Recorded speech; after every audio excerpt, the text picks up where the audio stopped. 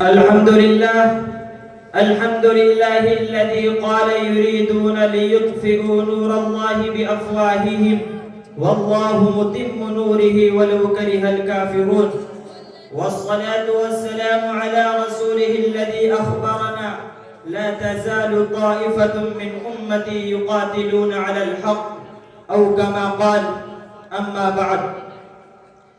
طائف سے اٹھو مصر کے بازار سے نکلو طائف سے اٹھو مصر کے بازار سے نکلو آپس میں تعصب کی شب تار سے نکلو مدہوش کے اب وادی پرخار سے نکلو مدہوش کی اب وادی پرخار سے نکلو قبلے کے لیے کعبے کی دیوار سے نکلو جناب صدر محترم معزز و مکرم اساتذہ اکرام میزان عدل کو تھامے ہوئے حکم حضرات اور گلشن معینی کے مہکتے ہوئے پھولوں اس جبنستان عالم کا پتا پتا اور بوٹا بوٹا اس بات پر شاہد ہے کہ یہ قرۂ ارض ابتدائی آخری نشہ سے حق و باطل کی رسم گاہ خیر و شر رہی ہے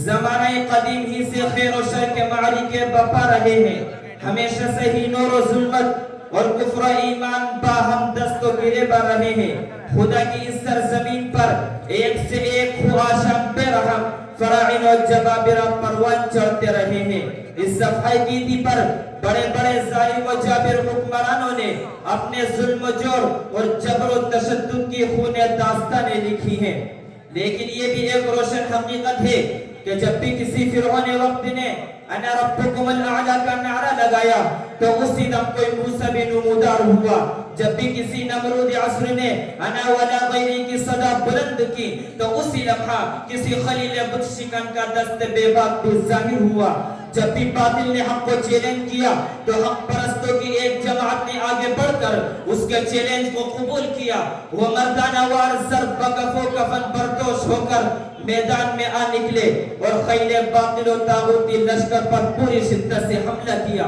اور پھر دنیا والوں نے دیکھا کہ اس مٹھی بھر جماعت نے ایک عالم کو تہو بالا کر دیا بڑے بڑے ظالم و جابر سرکش و مغرور اور ظلم و جبر کے نشے میں چور شہنشاہوں کو اپنے قدموں پر جھکنے کے لیے مجبور کر دیا انہوں نے پرستاران باطل اور شیطانی لشکر کو سمجھا دیا کہ ہم وہ نہیں ہیں جو تم سمجھ رہے ہو بلکہ ہم وہ ہیں جن کے بارے میں کہا گیا ہے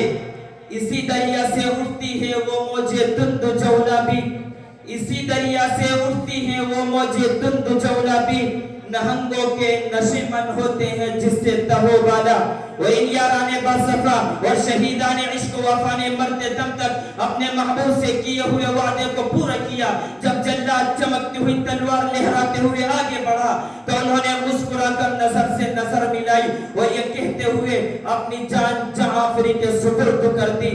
مرد حق باطل سے ہرگز خوف کھا سکتا نہیں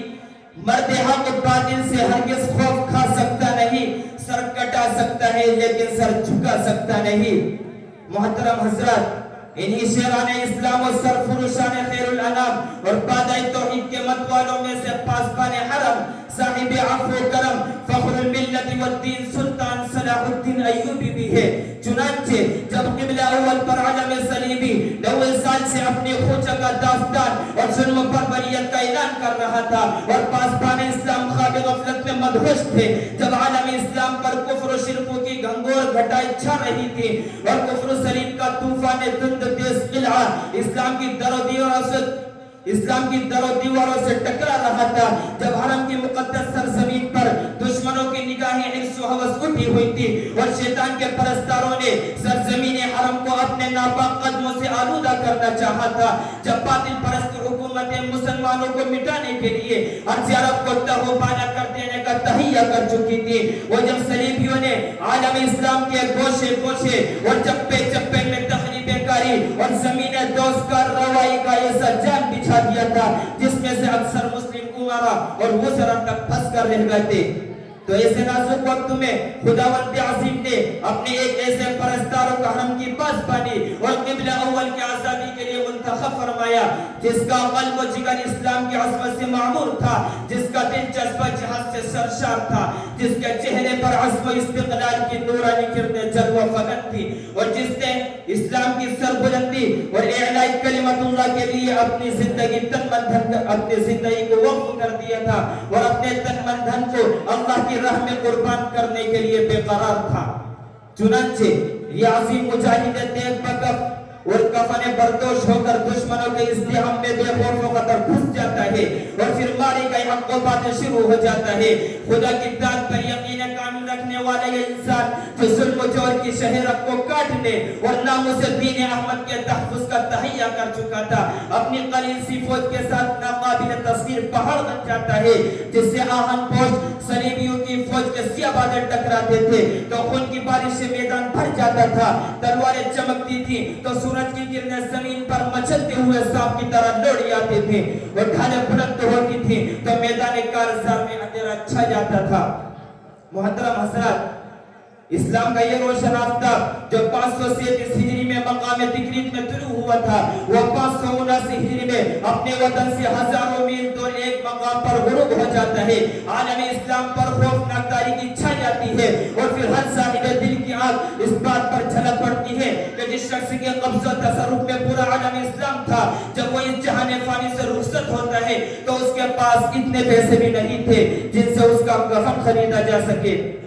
اے سلطان صبر و بنا, تجھ پر ہزاروں سلام, اے بے کرے عدل و وفا, تجھ پر لاکھوں بار قربان, اے حرم کے پاس بان, اللہ تیری تربت کو اپنے نور سے منور فرمائے, آمین. لیکن ایوبی کی وہ کھیتی جس کو اس نے اپنے خون جگر سے سیچی تھی,